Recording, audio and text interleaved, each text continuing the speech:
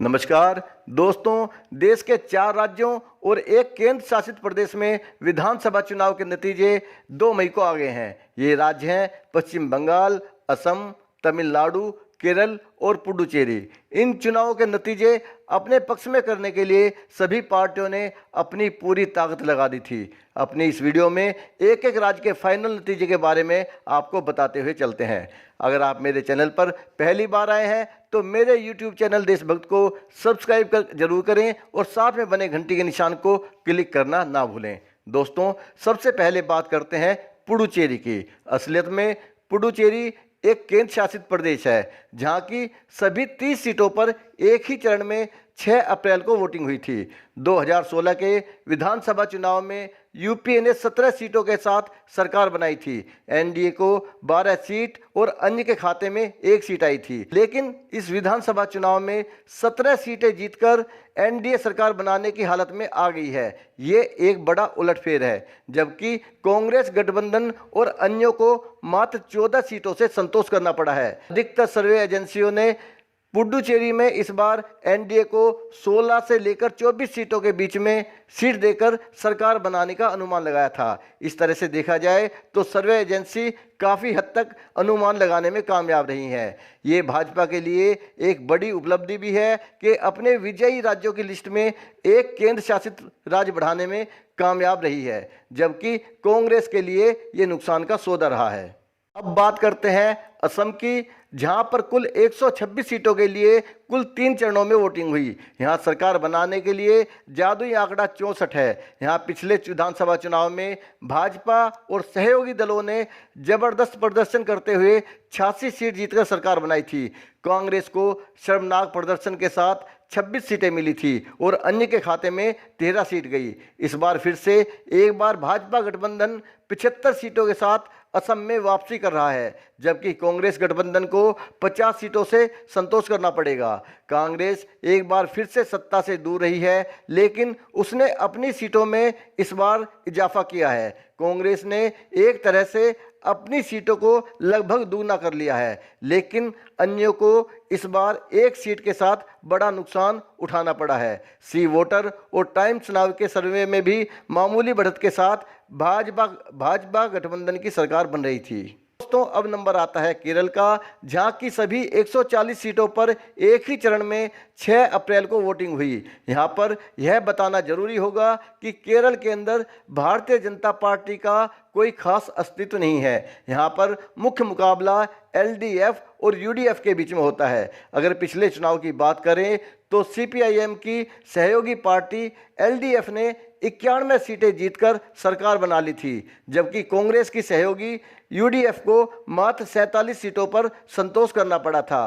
केरल विधानसभा में सरकार बनाने के लिए कुल 71 सीटों की जरूरत होती है। इस बार यहां पर कांटे की टक्कर दिखाई दे रही थी। अगर केरल के ताज़ा चुनाव नतीजों की बात की जाए तो एलडीएफ को 76 सीटें मिली हैं, जो कि पहले के मुकाबले में 15 सीटें कम हैं, लेकिन एलडीएफ केरल में फिर से सरकार बनाने की स्थिति में है, जबकि यूडीएफ को 40 सीटों में संतोष करना पड़ा है। अधिकतर एजेंसीज ने यही भविष्यवाणी की थी। यहाँ पर अदर्स को 24 सीटें जीतने में कामयाबी मिली है। इसके बाद में चौथे नंबर पे बात करते हैं हम तमिलनाडु की। तमिलनाडु, जहां की सभी 234 सीटों पर एक ही चरण में 6 अप्रैल को वोटिंग हुई थी। तमिलनाडु में सरकार बनाने के लिए 118 सीटों की जरूरत पड़ती है। अगर पिछले चुनाव की बात करें तो 234 सीटों में से एनडीए समर्थित एआईएडीएमके ने 136 सीटें जीतकर सरकार बनाई थी, जबकि कांग्रेस समर्थित डीएमके ने 98 सीटों के साथ पराजय का सामना किया था। लेकिन ताज़ा चुनाव नतीजों के अनुसार डीएमके ने 159 सीटें जीतकर बाजी मार ली है, जबकि एआईएडीएमके ने 75 सीटों के साथ हार का सामना किया है। तमिलनाडु में अन्य की झोलियां खाली रह गई हैं। सर्वे के अनुसार इस बार तमिलनाडु भाजपा के हाथों से निकलता दिखाई दे रहा था। तमिलनाडु दक्षिण भारत के उन राज्यों में से है जहां पर किसान आंदोलन का फर्क दिखाई दे रहा है। तमिलनाडु एक महत्वपूर्ण राज्य है जहां पर भाजपा गठबंधन की हार एक चौंकाने वाली बड़ी खबर है। कांग्रेस को तमिलनाडु में जरूर कुछ अच्छा महसूस हो रहा होगा। और दोस्तों, लास्ट में बात करते हैं पश्चिम बंगाल की, जहां पर ममता बनर्जी की तृणमूल कांग्रेस और भारतीय जनता पार्टी के बीच सीधी लड़ाई होती दिख रही थी।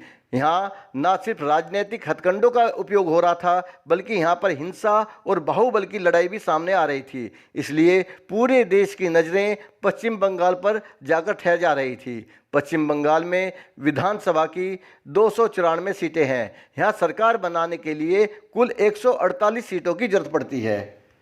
यहाँ पर भारतीय जनता पार्टी सांप्रदायिकता के आधार पर राज्य को काफ़ी हद तक बांटने में कामयाब रही। भाजपा ने यहाँ पर अपना सब कुछ दांव पर लगा रखा था, लेकिन अब जबकि नतीजे आ चुके हैं तो भाजपा के लिए शर्मनाक स्थिति पैदा हो गई है। इस कांटे की टक्कर बताए गए चुनाव में तृणमूल कांग्रेस ने 294 में से 213 सीटें लेकर भारतीय जनता पार्टी को एक तरह से नेस्तनाबूद कर दिया है। भाजपा को मात्र 77 सीटें ही मिली हैं।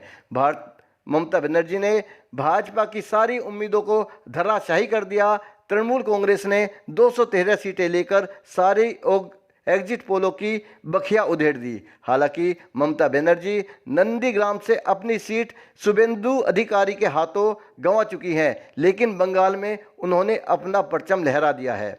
हाशिए पर आई भाजपा खुद के 3 सीट से 77 सीट पर पहुंचने को अपनी उपलब्धि बता रही है, लेकिन सब जानते हैं कि भाजपा ने सिर्फ 77 सीटों के लिए अपना सब कुछ दांव पर नहीं झोंक दिया था।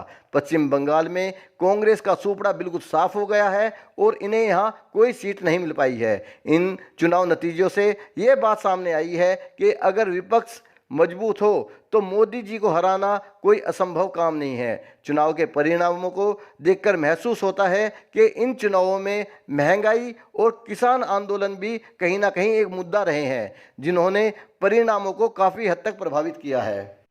पश्चिम बंगाल में जहां नरेंद्र मोदी और अमित शाह ने ममता बनर्जी के बारे में कुछ अपशब्द कहे, विवादित बयान दिए, तो वहीं ममता बनर्जी ने भी अमित शाह और नरेंद्र मोदी को कोसने में कोई कसर नहीं छोड़ी। उन्होंने यहाँ तक भी कहा कि ये बाहरी गुंडे हैं, बंगाल की संस्कृति को नहीं समझते, इन बाहरी लोगों को हम अपना बंगाल नहीं सौंप सकते। दोस्तों, मेरे साथ आगे भी बने रहने के लिए मेरे चैनल को सब्सक्राइब करें और साथ में बने घंटी के निशान को क्लिक करना ना भूलें। जय हिंद।